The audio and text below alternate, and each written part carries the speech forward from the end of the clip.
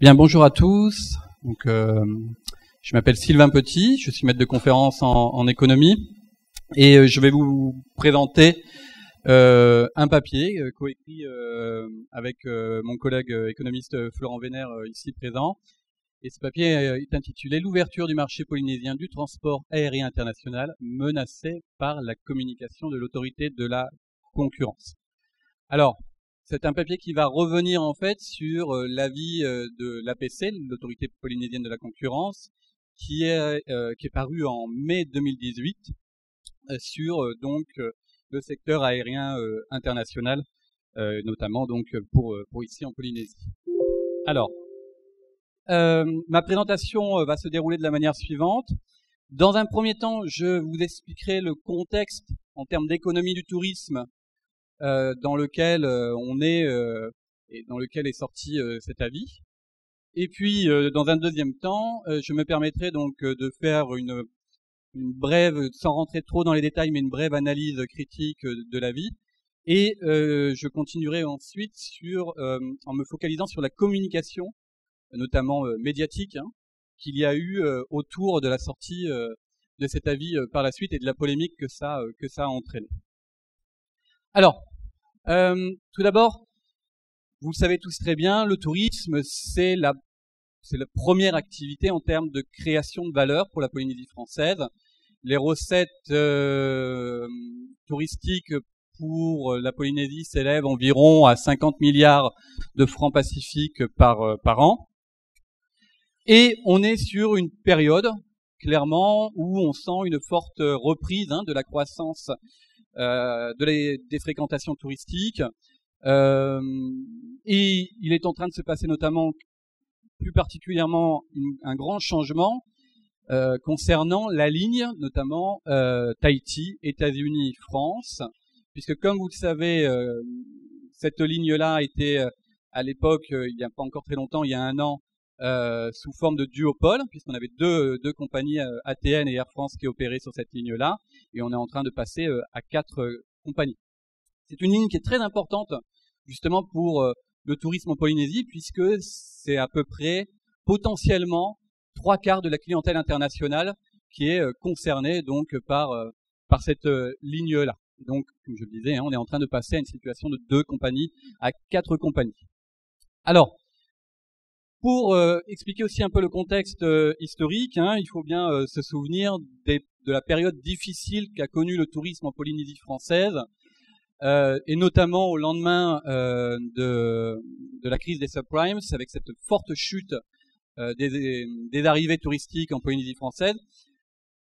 Un an après cette crise-là, le tourisme au niveau mondial avait nettement repris, avec des taux de croissance très importants. En Polynésie, la stagnation a duré plusieurs années, ce qui illustre que, en fait, cette crise n'était pas seulement due au contexte international, mais à autre chose. Et on voit que cette reprise n'a été opérée qu'à partir de l'année environ 2014, et on a une tendance qui se confirme actuellement, puisqu'on parle d'un taux environ pour cette année de 7, voire peut-être même 8% sur donc la fréquentation, de croissance de fréquentation touristique pour cette année.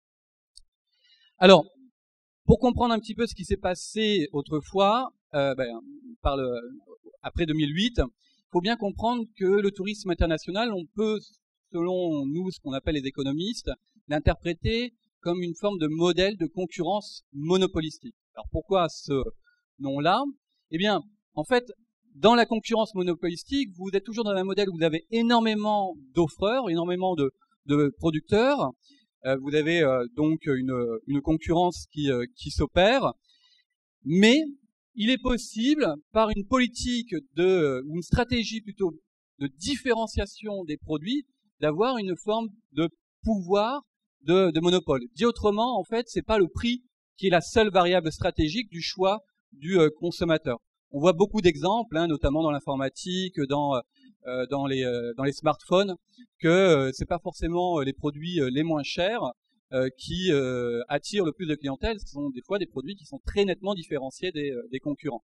Et pour le tourisme, c'est la même chose. Chaque destination a des dotations culturelles, des dotations historiques, climatiques, très particulière qui permet donc à chaque destination de pouvoir se différencier des autres destinations. Bien justement, la Polynésie, au début des années 2000, son produit touristique, qui était principalement le bungalow sur pilotis adressé aux honeymooners et aux jeunes retraités, eh bien, s'est trouvé en fait mis en concurrence, notamment avec les destinations des Maldives, des Seychelles, mais des destinations qui avaient des prix beaucoup plus bas. Donc, à partir du moment où le produit était devenu substituable et que les prix étaient élevés, ça a montré en fait qu'on a eu une crise dans ce produit touristique polynésien dans le passé. D'ailleurs, ce n'est pas neutre que de la part des pouvoirs publics tels que Tahiti Tourisme, il y a cette politique de promotion de la destination qui se fait maintenant à travers le mana, l'authenticité polynésienne, afin de bien se différencier des autres destinations. Alors, autre chose, on voit que la confiance des investisseurs dans la filière touristique n'est revenue qu'encore plus récemment.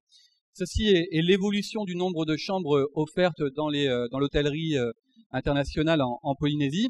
Et on voit que, certes, la reprise des fréquentations touristiques s'est opérée aux alentours de 2014, mais qu'on avait toujours une baisse des capacités d'hébergement qui se sont opérées entre 2014 et 2016. Donc l'investissement dans la filière touristique n'est revenu que depuis seulement 2016. Alors, parlons un peu maintenant de ces deux nouvelles compagnies que vous connaissez aussi bien que moi, donc c'est pour ça que je vais aller assez brièvement. On a French Bee, qu'on appelle cela une compagnie low cost. Pourquoi low cost? Parce qu'ils cherchent à diminuer leurs coûts à tout niveau, notamment par exemple dans la commercialisation des billets. C'est une compagnie qui essaye au maximum de se passer des intermédiaires comme les agences de voyage, les tours opérateurs, et de vendre un maximum de billets via leur plateforme web. Et puis United Airlines, là, il est dans un schéma plus classique que l'on connaît, mais avec un réseau de connectivité très fort et un réseau commercial très puissant, ce qui illustre que donc on a deux concurrents, un qui est très différencié des deux autres et un nouveau qui est très on va dire simplement qui a les reins solides. Et à côté de cela, alors on se doute bien que cet effet de concurrence, on le sent déjà dans la réalité, que on a une baisse des prix des billets d'avion qui s'opère, tout simplement parce qu'on a une phase de pénétration de la part de ces deux nouveaux opérateurs.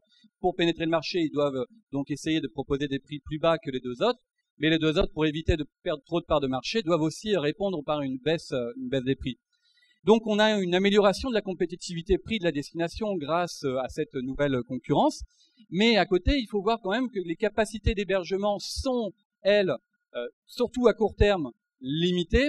Donc on peut s'attendre notamment dans l'hôtellerie, et on le voit si on regarde précisément l'évolution des prix dans l'hôtellerie et dans les pensions et la petite hôtellerie familiale, une montée des prix parce qu'il y a tout simplement plus de demandes qu'il aurait adressées à l'hôtellerie, alors que l'offre d'hébergement est quasiment constante, ce qui fait qu'on a un effet net en termes de compétitivité prix qui est quand même à modérer par rapport à ce qui est interprété en termes de baisse des prix sur les billets.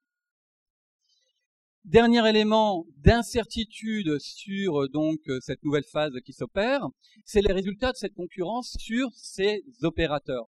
Alors donc on est passé à 2 compagnies à 3 avec l'arrivée de French Bee, puis United perturbe un petit peu tout cela aussi, puisque au début on comprenait pas très bien la logique d'arrivée de United. Ils disaient qu'ils venaient que en basse saison. Finalement, ils confirment qu'ils arrivent pour opérer toute l'année.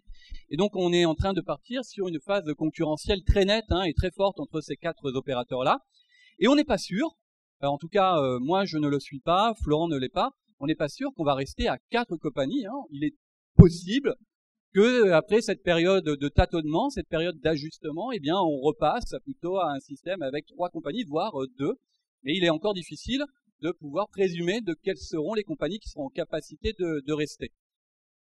Alors, ça vous permet de comprendre un petit peu le contexte, ce que je viens de faire, le contexte de fragilité de la reprise de la croissance touristique, qui est bonne, qui est intéressante, certes, mais qui faut quand même bien faire attention à ce que on prenne bien garde à ce que cette reprise est tout de même relativement fragile. Alors, c'est dans ce contexte donc qu'est sorti l'avis de l'autorité polynésienne de la concurrence sur le fonctionnement du secteur aérien. Donc c'est une analyse, je précise, qui a été faite sur la période avant cette nouvelle concurrence, donc sur la période notamment où on était en système de duopole sur cette ligne-là. Même si cet avis ne s'intéresse pas que à cette ligne-là, il s'en focalise beaucoup, c'est naturel, puisque c'est la ligne, comme on le disait, qui est la plus importante, notamment pour le tourisme en Polynésie française. Alors, c'est un avis qui est sorti suite à une autosaisine de l'APC. On peut s'étonner que l'APC, nouvellement créée, s'est tout de suite lancée dans une autosaisine de ce secteur-là. Mais il est justifié de la manière suivante. On nous dit que c'est un secteur stratégique et une composante majeure de l'économie polynésienne. Alors, juste quand même comme rappel, on va s'en servir un petit peu après. Il faut savoir que puisque c'est un secteur qui est par définition international, potentiellement il est surveillé par d'autres autorités, notamment les autorités américaines et les autorités françaises. Alors, c'est un secteur stratégique, mais il aura fallu quand même 2 ans pour produire cet avis. Alors, c'est un secteur stratégique, mais non prioritaire, parce que l'autorité a été saisie pour d'autres cas. Alors, bon, d'accord, stratégique, non prioritaire, mais le hasard du calendrier a quand même permis à ce que l'avis arrive à sortir 2 jours après le premier vol de la compagnie Friendship. Probablement que ce hasard est quand même un heureux hasard en termes notamment de première forme de communication sur la sortie de cet avis. Alors, que contient cet avis? Si on essaye schématiquement de résumer le plus rapidement possible, en gros, il y a 3 volets dans cet avis. Il y a d'abord un volet sur le cadre réglementaire. Là-dessus, l'autorité ne nous dit rien de particulier, si ce n'est qu'il faut éventuellement faire attention à certaines parties, un certain cadre de réglementaire et juridique qui pourrait avoir des effets anticoncurrentiels. Alors, juste quand même, rappelons le contexte. Attention à quoi? Il faut quand même rappeler que c'est le gouvernement de la Polynésie française, personne d'autre, qui a accepté à ce que ces compagnies opèrent sans réellement avoir eu une longue phase de discussion. Ça s'est fait assez rapidement de la part du gouvernement. Il y a un deuxième volet qui concerne l'analyse des accords de code-share. Alors c'est quoi ces accords? Sans rentrer trop dans la technique, derrière ça se cache le concept en fait de guichet unique. Quand vous partez en voyage, vous utilisez plusieurs compagnies aériennes, eh bien vous avez envie d'avoir un endroit central là où vous achetez votre billet.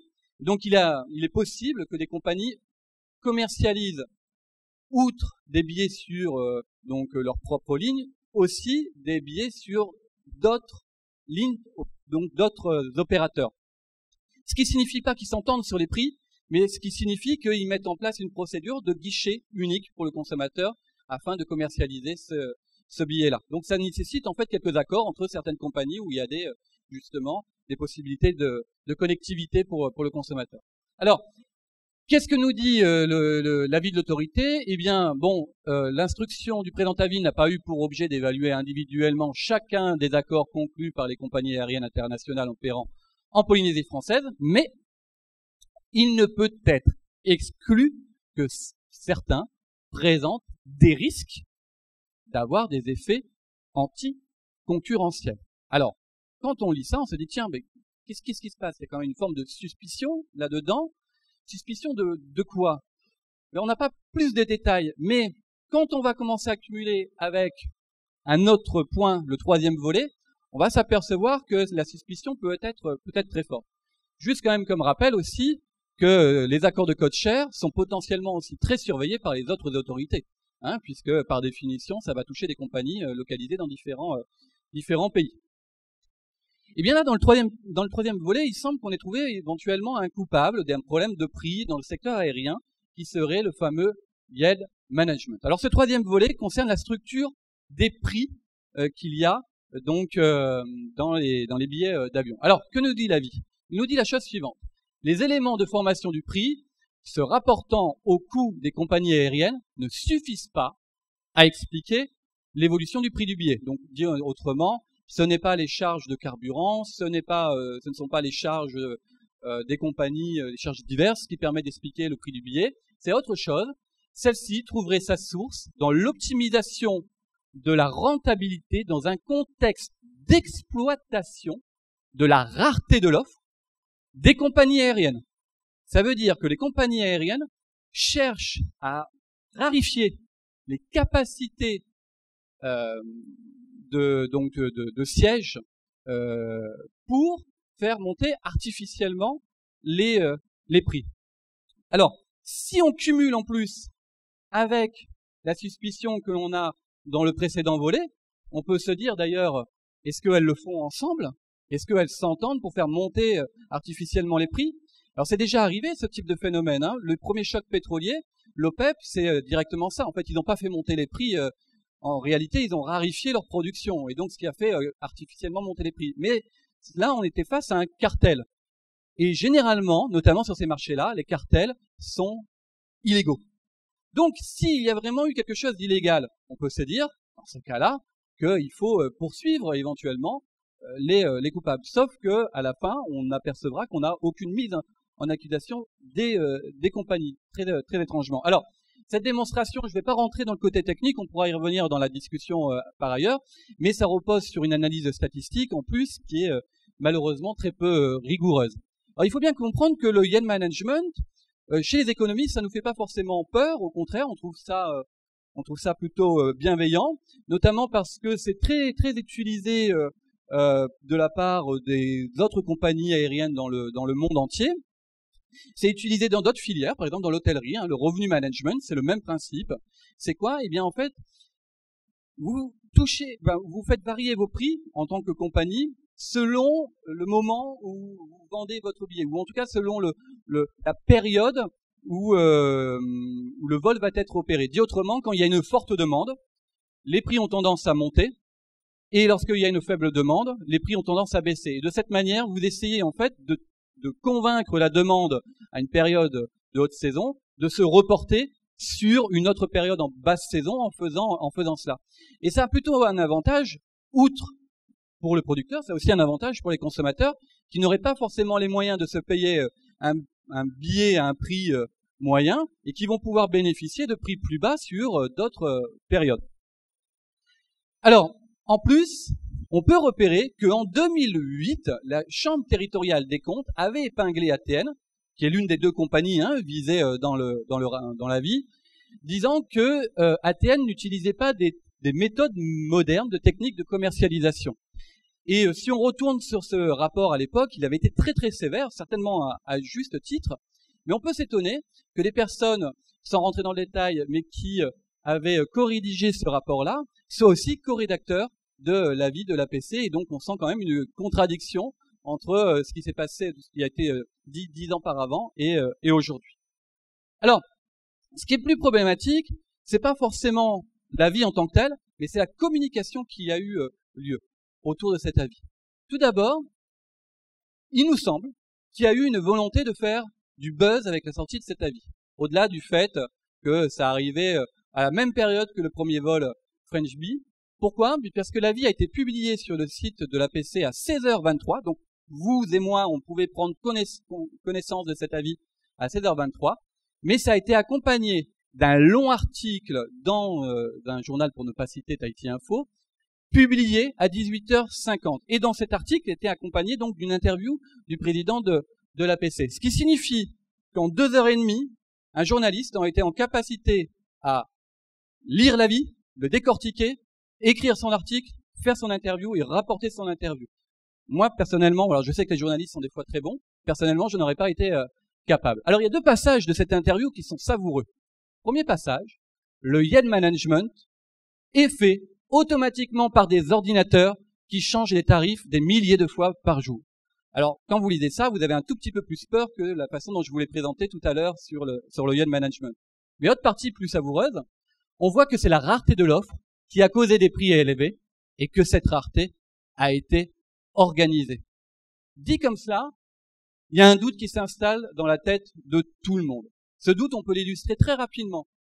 Interview au journal télévisé de Michel Monvoisin. La journaliste pose la question suivante. Dites-nous ce que dit l'autorité de la concurrence est vrai. Est-ce que les compagnies organisent la rareté des sièges pour les vendre cher toute l'année. Je vous passerai le détail de la réponse de Michel, mon voisin, mais vous pouvez comprendre qu'il n'a pas forcément apprécié cette question. Deuxième interview, là cette fois-ci dans une radio. C'était pour le coup, c'était mon co-auteur Florent qui avait été interviewé. Donc, question, alors plutôt, c'était même pas une question, hein, c'était plutôt une affirmation du journaliste. L'APC dénonce une rareté artificielle qui aurait été créée afin de tirer le prix des billets d'avion vers des sommets. On voit bien hein, que la gravité des accusations qui sont données ici. Alors, il y a un débat qui s'emballe assez rapidement, ce qui fait que l'autorité met un deuxième communiqué autour de cet avis, nous disant qu'il confirme que la rareté de l'offre a été organisée, mais mieux que cela, elle a été revendiquée. Donc, au-delà qu'il y a quelque chose peut-être d'illégal qui a été fait, en plus, on l'a fait en toute transparence. Alors là, le débat s'emballe, je ne vais pas y revenir. Moi-même, j'ai rédigé une tribune avec Florent à ce moment-là pour dire que c'était quand même pas, qu'il y avait une situation pas normale qui était en train de s'installer. On a commencé à avoir plusieurs tribunes dans Tahiti Pacifique aussi, etc., etc. D'où un troisième communiqué. Alors, il me semble pas, je peux me tromper, je suis pas un spécialiste forcément des autorités indépendantes, mais je n'ai pas souvenir d'avoir eu beaucoup d'avis qui ont été suivis de 3 communiqués officiels. Alors, dans le troisième communiqué, on nous précise la chose suivante. Là, finalement, beaucoup plus nuancé qu'auparavant, la rareté de l'offre des sièges est organisée par chaque compagnie concernée sur différentes lignes. On précise donc qu'il n'y a en fait pas de suspicion d'entente. D'accord ? Il n'est donc pas dit que la rareté de l'offre des sièges serait organisée entre les compagnies qui s'entendraient. Alors de vous à moi, on sait très bien que le conditionnel est souvent un temps de conjugaison assez savoureux pour ne pas être affirmatif. Bon, quels sont les résultats de cette période? Alors, on est tous, je pense, d'accord pour reconnaître que les 2 compagnies à l'époque qui étaient visées ont certainement subi une image très négative de cette période-là, hein, Air France et ATN. Et donc avec un préjudice qui peut s'avérer élevé pour ces 2 compagnies-là. Il suffit d'aller sur les réseaux sociaux et de voir la violence de certains commentaires des internautes. Mais comme je vous l'ai expliqué, on n'est pas sûr qu'on reste à 4 compagnies. On peut repasser à 3, on peut repasser à 2. Mais dans ce cas-là, alors le risque, c'est quoi? C'est que cette nouvelle concurrence ait été faussée par tout ce débat qui était quand même beaucoup basé sur du conditionnel. Et au-delà de déstabiliser la concurrence aérienne, de déstabiliser aussi cette fragile reprise touristique qu'il y a lieu depuis très récemment. Je vous remercie pour votre attention.